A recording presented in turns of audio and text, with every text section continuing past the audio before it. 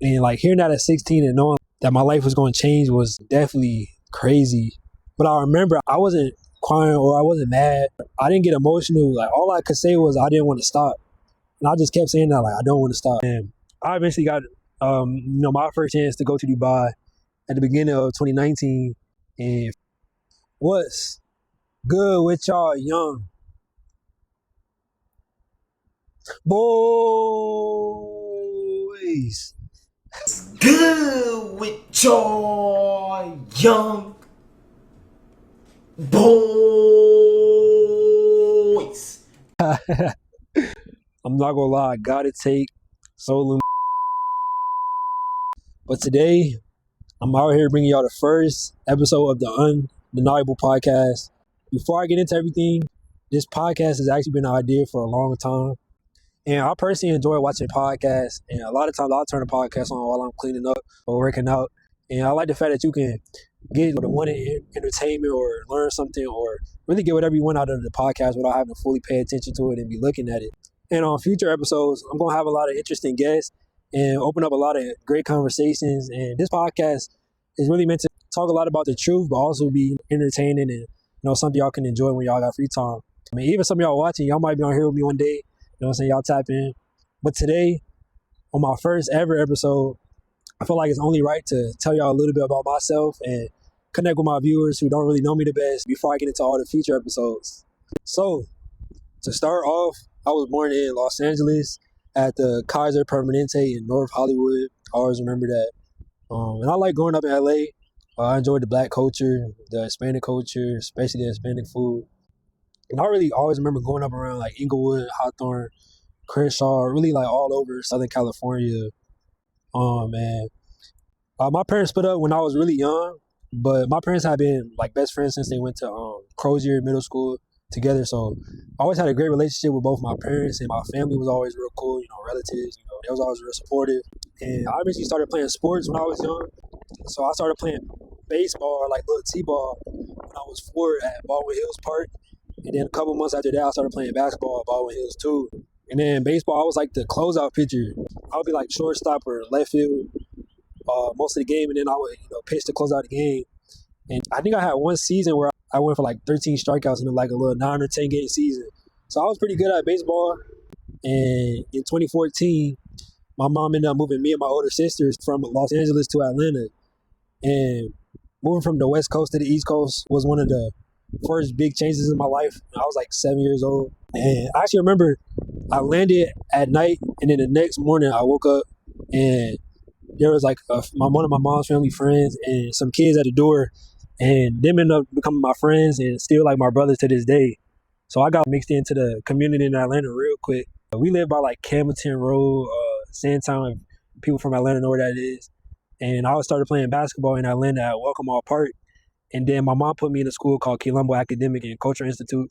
Shout out to my Quilombo family. And Quilombo was like on Columbia Drive, like DeKalb County. So my mom would take me from Campbellton Road all the way to Columbia Drive every day for school. Got used to Atlanta. And then actually 3 years after we moved to Atlanta, my mom got accepted to work in Dubai. So she left. She went to Dubai by herself, and me and my sister stayed in Atlanta in 2017. And I eventually got my first chance to go to Dubai at the beginning of 2019 in February.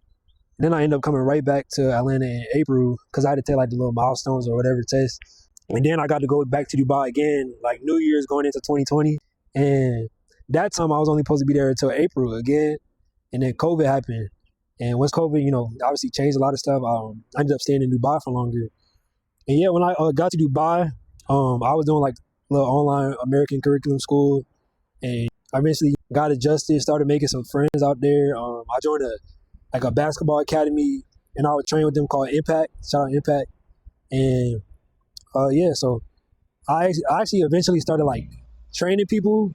So I would like be at parks playing and stuff like that, and I would train people, like have them do conditioning, have them do drills, and like people that just started basketball and help them get better. And then just enjoy Dubai, do whatever else. So hang out at the malls and stuff like that. And I'm not gonna talk about Dubai too much on this first episode. I'm sure I'm gonna talk about it a lot in my future videos. But one thing I will say about Dubai is I personally think it's one of the best places you could live. Obviously, if you have the right financial situation set up and everything set up out there, but just the people, I ran into so much selfless people, so much genuine people, and it was such a safe place. Yeah, I eventually, I wanted to come back to the U.S. and like come back and see the family I had in the U.S. and go to school and play basketball in the States and try to get scholarships. And my family decided in December 2022 I would go back to Atlanta, which was like my sophomore year of high school.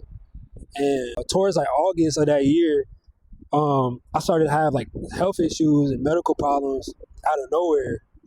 And all my life leading up to that point, I was always a healthy, skinny kid, always ate healthy, never really had no health problems. And that was obviously shocking for me and my family. And I would basically just be out or be at the parks playing basketball. And I would have to use the bathroom like constantly, and I would have to use it, and I couldn't hold it, and it would hurt when I had to use it.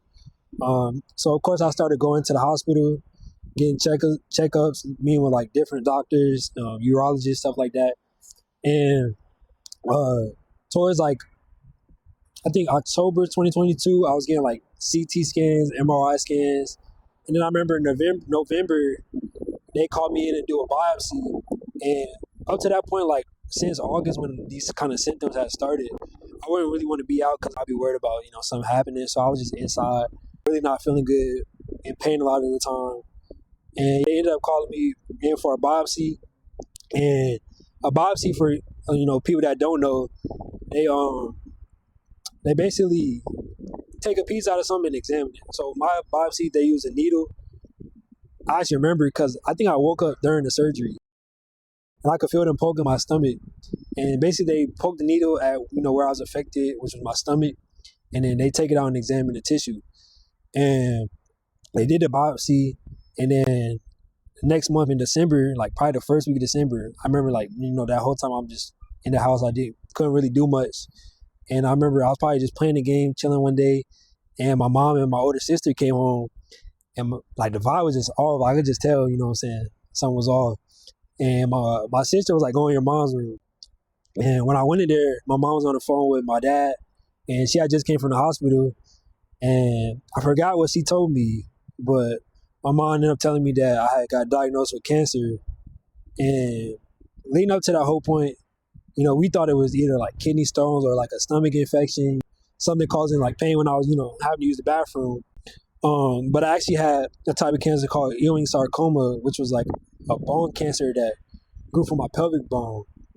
Um, and when she told me, I was like 16 at the time, and most 16-year-olds, you want to hang out, go see girls, go to the mall, go hoop, go play the game, and like hearing that at 16 and knowing like that my life was going to change was definitely crazy. But I remember I wasn't crying or I wasn't mad or I didn't get emotional. Like all I could say was I didn't want to stop, and I just kept saying that like I don't want to stop, I don't want to stop. It was around that time my work ethic was increasing, and I just felt like I was making a lot of progress, and I didn't want to stop everything I was doing. So yeah, my mom told me I got diagnosed with cancer like the first week of December, and then a couple weeks later, actually Christmas Day, remember we celebrated Christmas with our neighbors, and I woke up the next morning and went straight to the hospital. And I started chemo the day after Christmas. And basically the way the oncologist, like the cancer doctor, described the treatment was I was gonna have the chemotherapy treatment for 6 to 12 months. And I was gonna go in for every week. Like 1 week would be 2 days, the next week would be 5 days, and the next week would be 1 day. I remember the first time I ever went, I got chemo for 2 days, and I remember going back home. I had never felt like that exhausted in my entire life. Yeah, I'm not gonna get into too much detail about the full effects of the chemotherapy, but some of the main things that I felt was like exhaustion for sure. I would be very tired. A lot of times I would have like no appetite. Like I definitely lost a lot of weight and I would feel weak.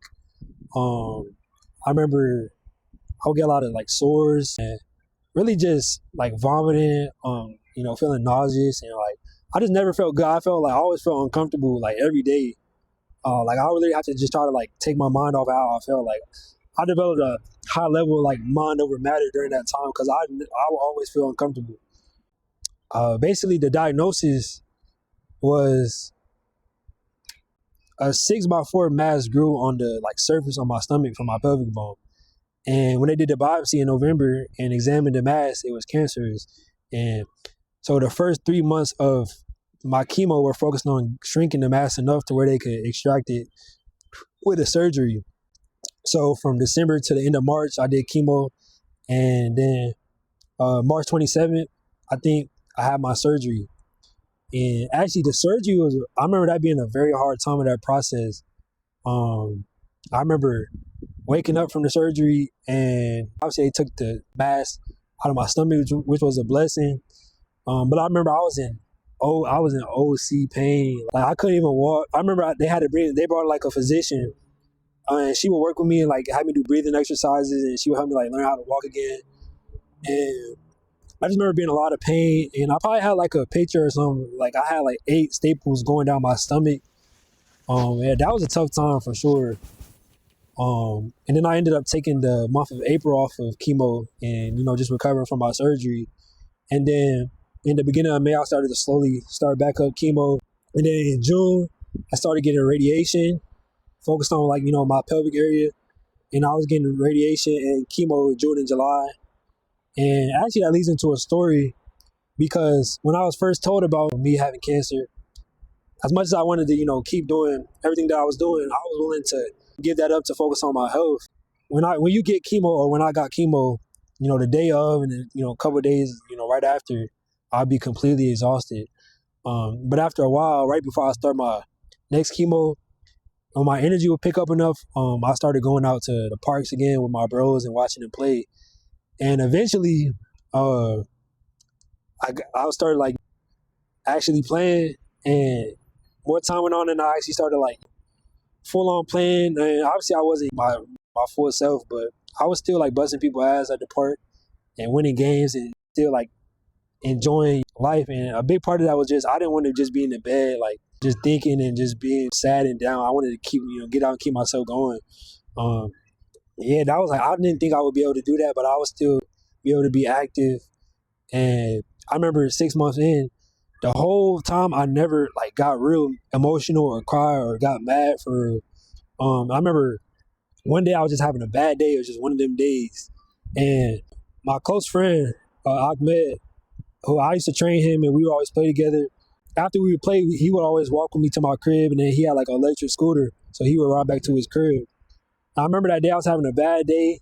We went to a park, and we lost a couple of games, so that even made me even more mad. And I remember when I was walking back, he had to go somewhere, so he couldn't walk with me. And I remember I was walking back by myself, and I just started getting. I was already mad, for how the day was going, and I just started getting real mad. And I was like, why is all of this happening to me?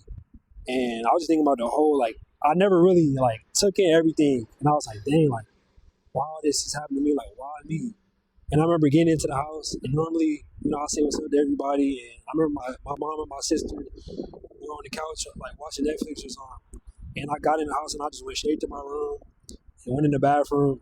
And I was just looking in the mirror, like, why me? Like, why is this happening to me? You know what I'm saying? Like, I always felt like I was on the right path, and I was a positive person. And I felt like, it's people that do way worse stuff than me and do this and that. Like, why is this happening to me?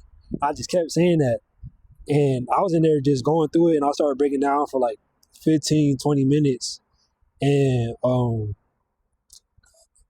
what's crazy enough is in that same moment where I was really going through it, I started thinking back on all my life and just how I always have felt kind of mature, and I felt like I had gone through stuff that had made me more advanced. And what I'm saying, I always just felt like I was prepared for a lot of things. And I started thinking maybe everything I was going through and me always feeling like I was advanced was preparing me for this. And maybe this is not the end. Maybe this was meant to happen, and I was meant to get through this and keep going, just keep trying after this. And that was a whole moment. I didn't expect none of that. Leading up to that, I was just kind of normal and positive and just taking everything and pushing through it every day. But yeah, so I got chemo, or I got radiation June and July for 2 months, and then I finished, and then I kept getting chemo. And like I said, the oncologist said my treatment would be 6 to 12 months. So I started in December, and I was hoping to finish by like at least September, so I could like obviously I'd be out of the hospital, but get back to working out and get back to working towards my goals. But getting chemotherapy kills all your blood cells, kills everything in your body. So a lot of weeks when I go in to start chemo, I'll have low chemo kill my hemoglobin, my white blood cells, my platelets, and my blood counts would be too low. So I have to get like a blood transfusion, to get my blood counts back up enough to start chemo again. So there's a lot of weeks where I went in and my counts were too low, and then I had to get a transfusion and wait till next week. So the date I was originally probably would have finished got moved back a lot because a lot of times I had to get transfusion. It was even a lot of times where I would go in, get a transfusion, come back the next week, and my blood counts would still be too low.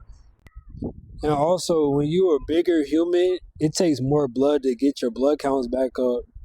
And I was like 16. I was probably like 6'2" or 6'3" at the time. So a lot of times it would take like 2 bags of blood to get my counts back up.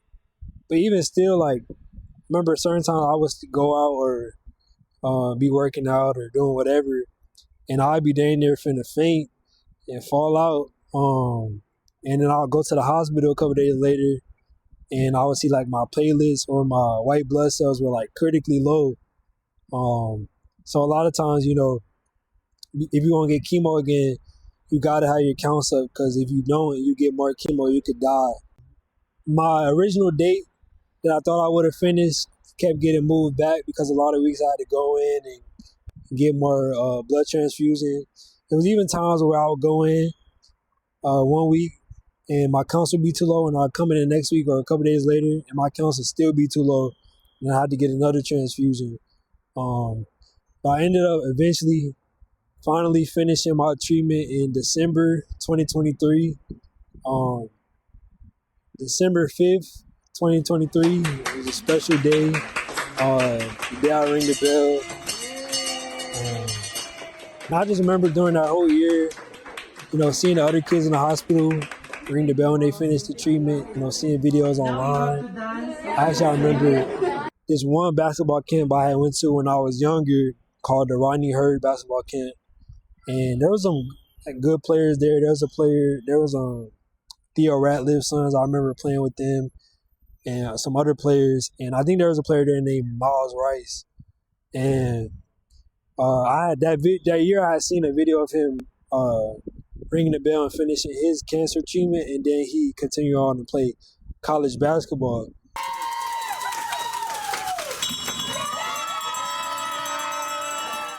That is freshman Cougs basketball player Miles Rice ringing the bell, announcing he has finished treatment for non-Hodgkin's lymphoma.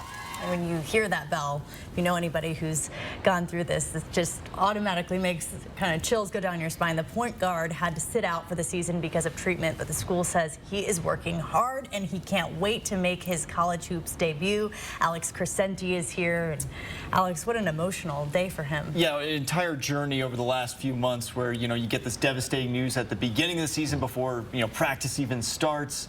And now to get to this point, it's just, the games don't matter in the long run. This is what matters in his health. But Rice, for me, it was like a real life example. Seeing him was like a real life example of someone in my situation.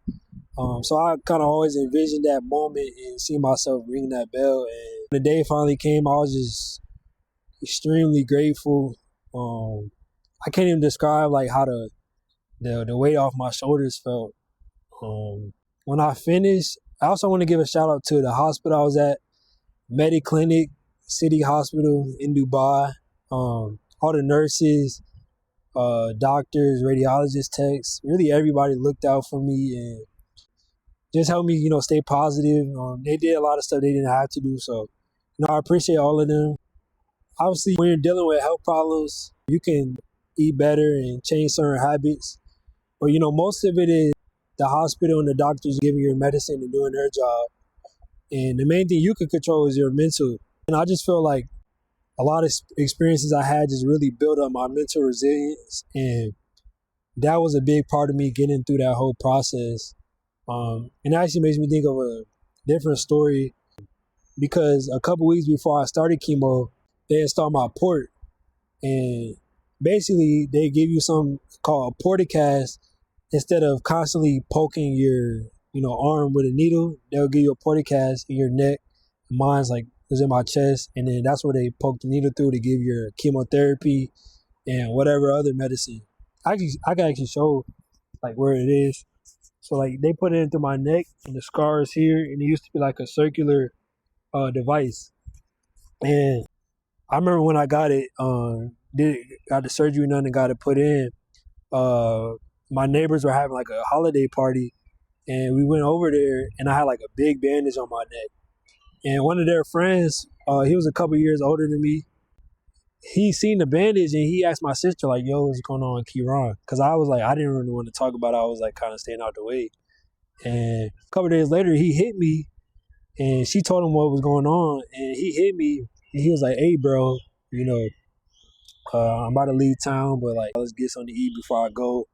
So the day we met up, got some food, and then he ended up telling me he had cancer as well. When he was around the same age, like 15 or 16, and he showed me the videos, him ringing the bell, him in the hospital, and I feel like that moment was God because just seeing him now and seeing him continue on and live a good life and just keep going. Like after that, and me having no idea he ever went through that really gave me hope because I seen a real life example right in front of my face, and I think that happening right before my treatment was really like extremely big for my mental just because of the fact it gave me like extra faith and hope.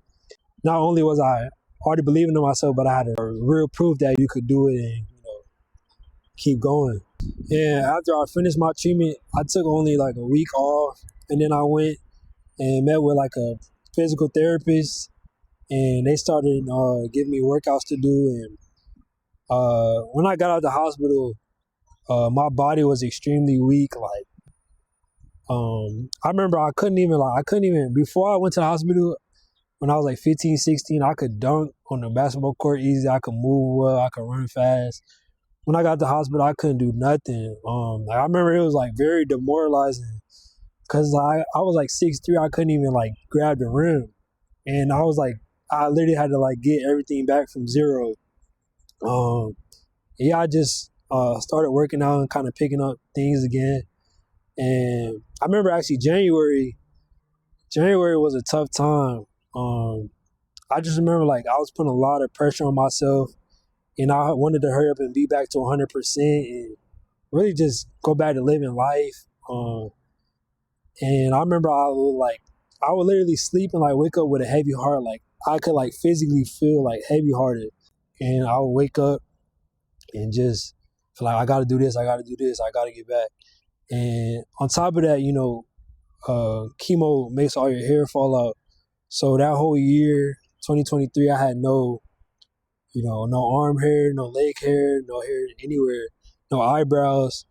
At times I felt like I lost my identity. Once I, got out, my hair started to grow back, but it was like way different and softer, and I had to keep shaving my hair. And it just felt like my identity changed, and I didn't feel like myself. And I just remember that just being a hard time, like the beginning of that year, and I just wanted to get back to everything, and I was just rushing everything and putting a lot of pressure and stress on myself.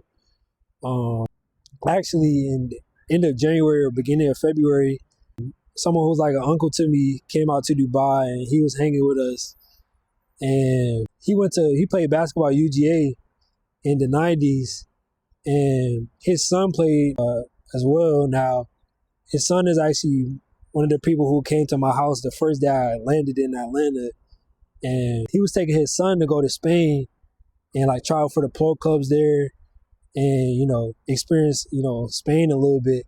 And he seen the way I was working and everything I was doing, and he invited me to come with him. So either March or April 2024, we went to Spain, we went to Valencia, Barcelona, then Madrid. And Spain experience was real good. I liked Madrid a lot. And actually at the end of that trip, me and my family decided that I was going to go back to Valencia in the fall of 2024 and train with a program out there and play in Spain. But in that same conversation, I told my family I wanted to come to the U.S. in the summer before I went to Spain in the fall and play against, the competition in the U.S. in the summer. And, it had been such a long time with me being out of the U.S. for 5 years and me being in the hospital. So I just wanted to see where I was at, against the competition. And a month later, I actually ended up deciding to stay in the U.S. For the fall, too, and just go to high school. So I finally got cleared from the hospital in May. Even though I finished chemo in December, I had to stay in the hospital and keep getting medicine, keep getting fluids, and get like PET scans. And, they just had to make sure I was fully straight. And I think I got my last like CT scan or PET scan in May. And then like the last week of May, I flew back out to Atlanta, flew back out with my dad or to my dad. And, seeing family I hadn't seen in such a long time. And it was just a blessing, like getting through all that, being on the other side of it. And after a couple of weeks, I had got on I had started playing for a team with Best Academy High School, their summer team. Shout out Coach Martin and Coach Whedon. And I had missed the first couple of tournaments of the summer, but they played the first tournament I was going to get to play in was Alabama State and Auburn team camp in like June. And a couple of days before the game, I hurt my wrist, and my wrist was in the cast. So I missed the first tournament at Auburn and Alabama State. And then the next weekend, I ended up, being able to play. We played at like Lake Point and Next Play for like a live period. People who know basketball, know what that is. And I remember my first game back after all that time, first like real game. Well, I never went to, my whole high school up to that point was in Dubai, so I never had any high school. In middle school, I went to a private school, so I never played no middle school ball. Like up to that point, I only played AAU. I remember my first ever like official game. I was gassed, extremely tired. We played Grovetown High School.